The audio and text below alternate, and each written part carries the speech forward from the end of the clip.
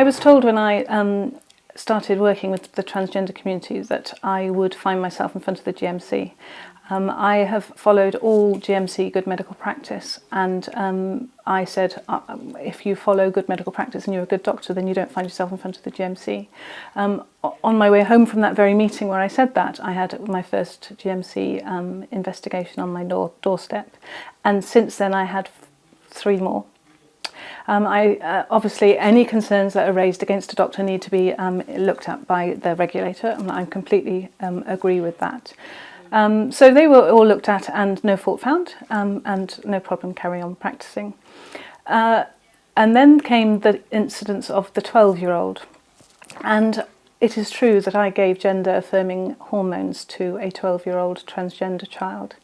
And this is an unusual thing to do in the UK. It's not unusual wider field, but in the UK this is an unusual thing to do. And so the people who normally run the NHS clinics in the UK put in a complaint to the GMC about my management of that child.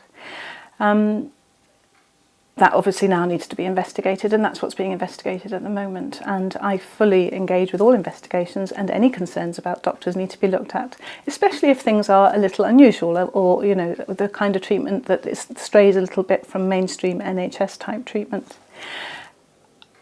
Obviously this has attracted attention, and it's been quite hard. It's been very hard for the 12-year-old, it's been very hard for their family, it's been very hard for me, and it's been very hard for my family. However, if I had the pleasure of being able to introduce you to that 12-year-old and that family who were saved by the treatment that I gave them, and Mum says quite clearly that she doesn't know whether her child would still be here had he not had access to that treatment. And these are powerful words that are really, really real.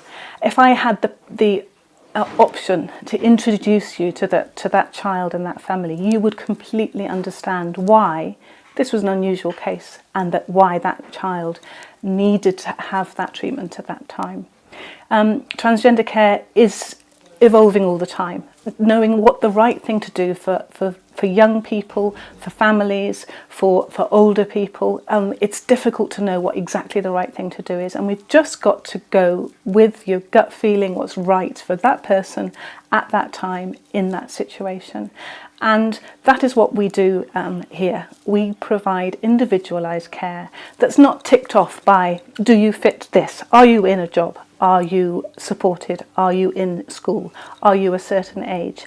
Are you wearing certain clothes? We don't do that. We look at individual patients, what they need, and what they need at that time and in that place, with the support structure that they've got around them.